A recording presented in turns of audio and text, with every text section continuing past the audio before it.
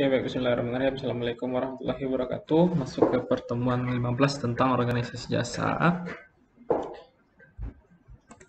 Organisasi jasa secara umum, lapangan kerja sektor jasa telah tumbuh lebih dari 2 kali lipat dari pertumbuhan sektor manufaktur, yang membutuhkan wawasan yang lebih mengenai sistem pengendalian manajemen bagi organisasi jasa.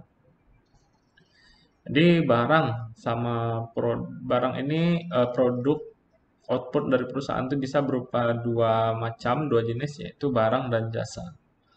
Nah, ketika barang, bisa kita lihat barang itu produknya bisa kita lihat, nah, kemudian dia real. Tapi kalau jasa ini, dia tidak bisa dilihat, tapi bisa dirasakan. Nah, seperti itu kata sederhana. Karakteristiknya gimana? Nah, di sini dikatakan bahwa pengendalian manajemen dalam industri jasa agak berbeda dengan pengendalian manajemen dalam perusahaan manufaktur. Karakteristik tersebut adalah yang pertama, ketiadaan persediaan penyangga. Maksudnya di sini kalau di produk barang, itu bisa kita lakukan yang namanya kita stok dulu persediaan, ya. Tapi kalau jasa ini nggak bisa disimpan. Barang bisa disimpan. Produk berupa barang bisa disimpan dalam bentuk persediaan yang merupakan penyangga untuk memperkecil dampak fluktuasi dalam volume penjualan terhadap proses produksi jasa tidak dapat disimpan. Perusahaan jasa tidak dapat melakukan apa yang dilakukan oleh perusahaan manufaktur, sehingga perusahaan jasa harus mencoba untuk meminimalkan kapasitasnya yang tidak terpakai. Dalam jangka pendek, sebuah hotel tidak dapat mengurangi biaya-biayanya secara substansial dengan menutup beberapa kamarnya. Kantor akuntan, kantor pengacara, dan organisasi profesional lainnya akan memberhentikan karyawan profesionalnya ketika volume penjualan rendah, karena dampak moral dan biaya merekrut dan melatih kembali karyawan baru. Ya, jadi kalau barang itu bisa disimpan. Tapi kalau bagaimana dengan hotel? Seandainya hotel ketika dalam libur, dalam hari nasional, ya lumayan banyak kapasitas yang terpenuhi. Tapi seandainya, seperti sekarang, seperti pandemi, ya. Nah, itu karakternya. Dia tidak bisa disimpan, ya. Kemudian yang kedua yaitu kesulitan dalam mengendalikan kualitas. Perusahaan jasa tidak dapat menilai kualitas produk sampai pada saat jasanya diserahkan, dan seringkali penilaian tersebut bersifat subjektif. Maksudnya bersifat subjektif ini, misalnya misalkan Anda nginap di hotel. Nah, pelayanannya sama, kemudian jasa yang diterima sama, tapi penilaian pelanggan terhadap hotel tersebut bisa berbeda. Berbedanya di mana? Nah, anggaplah kita menggunakan aplikasi Agoda. Nah, kita review hotel, kenyamanan. Nah, orang tersebut dengan seperti itu dia sudah bisa mengatakan bahwa kenyamanannya sudah maksimal, dikasih bintang 5. Tapi ada juga beberapa orang yang menerima pelayanan seperti itu, mungkin di tempat lain dia lebih hebat pelayanannya, lebih bagus pelayanannya, sehingga dia bisa mengasih pelayanannya biasa-biasa saja. Jadi di situ. Jadi ketika orang puas terhadap pelayanan, walaupun standar yang kita kasih ke pelanggan itu sama, dia bisa jadi kepuasannya berbeda. Nah, jadi makanya dikatakan bahwa jasa itu dia bersifat subjektif. Misalnya kualitas pendidikan. Kualitas pendidikan adalah hal yang sulit untuk diukur, sehingga hanya beberapa organisasi pendidikan yang memiliki sistem pengendalian kualitas formal. Kemudian padat karya. Perusahaan manufaktur dapat menambah peralatan pada produksinya, sehingga dengan demikian perusahaan menggantikan buruh dan mengurangi biaya. Hampir semua perusahaan jasa bersifat padat karya dan tidak dapat melakukan hal semacam itu. Rumah sakit memang dapat menambah peralatan yang mahal, tetapi kebanyakan hal itu untuk memberikan pelayanan yang lebih baik, dan hal ini menambah biaya. Jadi maksudnya padat karya ini bahwa dia lebih dominan kepada karyawan, ya. Nah, padat karya. Jadi manusianya lah yang betul-betul harus bekerja, bukan mesinnya di sana. Kemudian organisasi multi unit. Beberapa organisasi jasa mengoperasikan banyak unit di berbagai lokasi, di mana setiap unit adalah relatif kecil. Kesamaan dari unit-unit yang terpisah memberikan dasar yang umum untuk menganalisis anggaran dan mengevaluasi kinerja yang tidak ada di perusahaan manufaktur. Informasi dan setiap unit dapat dibandingkan dengan rata-rata sistem atau regional, dan karyawan dengan kinerja tinggi dan rendah dapat diidentifikasikan. Ya, jadi jasa ini misalkan contohnya hotel, ya. Hotel misalnya Wis Hotel. Nah, ada di Padang, di Pekanbaru pun ada hotelnya. Kemudian Pangeran di Padang ada hotel Pangeran. Di Pekanbaru pun ada hotel Pangeran. Ibis, nah Ibis Hotel di sini ada. Kemudian sampai di luar negeri pun ada hotel, ya, ada hotel Ibis. Di waktu itu saya lihat di Malaysia ada Ibis. Nah, jadi jasa ini dia punya unit-unit. Kalau KFC itu dia bikin produk atau bikin jasa? Dia bikin produk berupa barang atau jasa? Bisa kita katakan kalau seperti franchise seperti McDonald kan banyak cabang. Nah, itu dia menjual barang tapi juga menjual jasa, ya. Nah, dijualnya barang. Nah, apa bedanya dengan yang lain? Contoh kalau Unilever dia bikin barang. Nah, dia bikin barang, kemudian dijual. Nah, sampai ke pedagang besar. Nah, setelah itu dia lepas tangan. Nah, dia tidak mengantarkan sampai ke customer paling akhir gitu. Gitu ya Unilever. Nah, Pepsodent-nya di mana kalian belanja? Di mana kita belanja Pepsodent? Kan tidak langsung ke Unilever-nya kan. Nah, berbeda dengan seperti McDonald's, seperti KFC. Nah, kita beli makanannya langsung, ya memang McDonald-nya itu sendiri, karyawannya sendiri yang langsung melayani, ya. Jadi kalau di bawaan produk itu hanya 4P namanya, yaitu yaitu produk, price, place and promotion. Tapi kalau di eh, yang terkait dengan jasa itu sampai 7. Nah, 7. Bank pun juga termasuk jasa 7.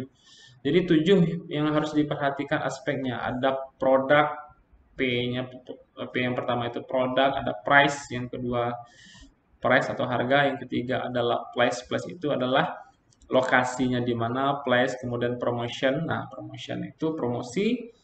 Yang keempat itu, yang kelima adalah people. Nah, gimana orang-orang yang harus melayani, orang seperti apa, orang yang harus ramah kan. People, proses. Ada prosesnya gimana, ada eh, yang ketujuh adalah physical evidence. Ya, bagaimana tata letaknya, nah layoutnya gimana. Jadi kalau di jasa itu ada 7. Ada produk, price, place, promotion, process, people, and physical evidence. Pas 7.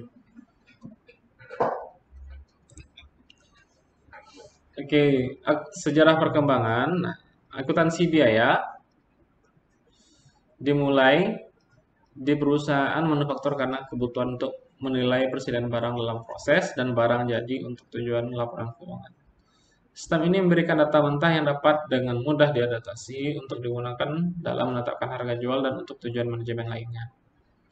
Banyak organisasi jasa tidak mempunyai dorongan yang sama mengembangkan data biaya. Sekarang ini sistem pengendalian manajemen dan organisasi jasa berkembang sama pesatnya dengan sistem pengendalian manajemen yang ada di perusahaan manufaktur. Kemudian organisasi jasa profesional, organisasi penelitian dan pengembangan, kantor pengacara, kantor akuntan. Organisasi kesehatan, ya termasuk jasa. Contohnya Hermina itu udah IPO. Nah, rumah sakit pun bisa dia IPO. Rumah sakit Siloam, perusahaan teknik, perusahaan arsitektur, kantor konsultan, organisasi simfoni, dan organisasi kesenian lainnya, serta organisasi olahraga adalah contoh organisasi yang produknya adalah jasa profesional.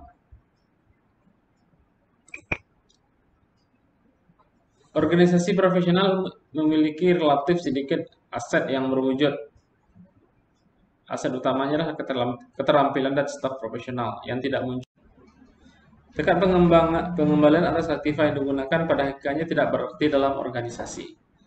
Sasaran keuangan untuk memberikan kompensasi yang memadai kepada para profesional. Organisasi profesional adalah organisasi yang padat karya dan karyawannya adalah orang-orang khusus. Banyak profesional lebih menyukai bekerja secara independen daripada sebagai bagian dari tim. Profesional yang juga adalah manajer cenderung bekerja hanya pada waktu dalam aktivitas manajemen. Pendidikan bagi kebanyakan profesi tidak mencakup pendidikan dalam manajemen, tetapi pada umumnya menekankan kepada keterampilan profesi dibanding kepada keterampilan manajemen. Profesional cenderung meremehkan implikasi keuangan dan dari keputusan mereka. Mereka ingin melakukan pekerjaan terbaik yang dapat mereka lakukan tanpa mempedulikan biayanya. Oke. Ketika misalnya ada salon yang terkenal di Indonesia itu ada contohnya Joni Andrea. Nah, apa apa yang menjadi keunggulannya, menjadi keunggulan sebuah salon? Ya, berarti adalah selain produknya ada eh, tenaga apanya namanya tuh? Oh, pelayanannya ya. Nah, tenaga profesionalnya ya. Yang tukang potong rambutnya sudah mengikuti pelatihan. Nah, kemudian hotelnya misalkan pelayanannya standarnya standar apa? Jadi ketika sebuah eh, dalam organisasi jasa, nah, memang yang menjadi paling penting itu adalah people-nya, orang-orangnya gitu. Kemudian proses lagi. Saya contohkan lagi kenapa orang banyak pakai Bank Rakyat Indonesia. Kenapa banyak pakai Bank Rakyat Indonesia? Karena ATM-nya banyak. Nah, kalau ATM yang banyak ini berarti itu termasuk dari Plus. Karena ATM-nya banyak. ATM-nya dia mudah ditemukan, tata letaknya mudah ditemukan. Kemudian kenapa lagi BRI? Ya, karena murah ya. Kemudian kenapa orang lebih menyukai contohnya untuk makan di McD atau makan di KFC. Nah, karena lebih cepat. Nah, bisa jadi. Nah, misalnya drive thru, kenapa orang lebih suka memesan makanan di drive thru? Karena lebih cepat, cepat selesai. Nah, jadi ada people di sana, juga ada proses. Ya, proses itu bagaimana seseorang itu atau pelanggan itu bisa cepat mendapatkan barang yang diinginkan. Ya, contohnya misalkan kalau kita mau belanja kita mau belanja barang di proses kita pakai marketplace Shopee. Nah, ketika kita cari harganya murah, nah, kita cari juga yang ekspedisinya paling cepat sampai. Ya, walaupun sekarang kita nggak bisa milih ekspedisi karena sudah dihiddenkan ya. Pengukuran input dan output dari organisasi profesional tidak dapat diukur dengan ukuran fisik seperti unit, ton, atau galon. Seorang dapat mengukur jumlah pasien yang dilayani oleh seorang dokter dalam satu hari, dan bahkan dapat mengklasifikasikan pasien-pasien tersebut berdasarkan jenis keluhan. Tetapi, tidak dapat disamakan dengan jumlah atau kualitas layanan yang diberikan oleh dokter tersebut. Yang terbaik yang dapat diukur adalah efisiensi dokter tersebut dalam menangani pasiennya yang dapat digunakan untuk mengidentifikasi pekerja yang santai dan pekerja keras. Pendapatan yang diperoleh adalah satu ukuran output di beberapa organisasi profesional. Ini silakan dibaca. Kemudian perusahaan kecil. Proses pengendalian manajemen. Ada proses penentuan harga. Harga jual dan pekerjaan ditetapkan secara tradisional di banyak perusahaan-perusahaan profesional jika profesi tersebut merupakan salah satu profesi di mana para anggotanya sudah terbiasa untuk mencatat jadwal waktu mereka. Penentuan biaya profesional yang harus dibayar biasanya dikaitkan dengan waktu profesional yang digunakan dalam penugasan tersebut. Ada organisasi jasa keuangan. Apa contohnya organisasi jasa keuangan? Ya, perbankan, perusahaan asuransi, leasing, perusahaan efek, itu adalah perusahaan yang bergerak di bidang organisasi jasa keuangan. Sektor jasa keuangan merupakan tulang punggung penting dari perekonomian Amerika Serikat. Ya, ya. Perusahaan jasa keuangan telah menggunakan revolusi teknologi informasi untuk menciptakan produk-produk baru dan menemukan metode-metode perdagangan baru. Nah, jasa keuangan gampang, sekarang minjam. Kalau minjam sekarang gampang, kemudian yang sulit itu adalah mengembalikannya. Kalau minjam tuh sekarang gampang, ada aplikasi sulit mengembalikan, tapi ada juga beberapa orang yang terjebak dengan pinjaman online. Nah, padahal udah dibayar nih. Nah, bisa jadi bunganya itu bisa lebih dari 2 kali lipat dari pokok angsurannya, luar biasa. Organisasi perawatan kesehatan, nah, organisasi perawatan kesehatan tadi atas rumah sakit, klinik, dan laboratorium medis serta organisasi kedokteran yang serupa adalah beberapa di antaranya.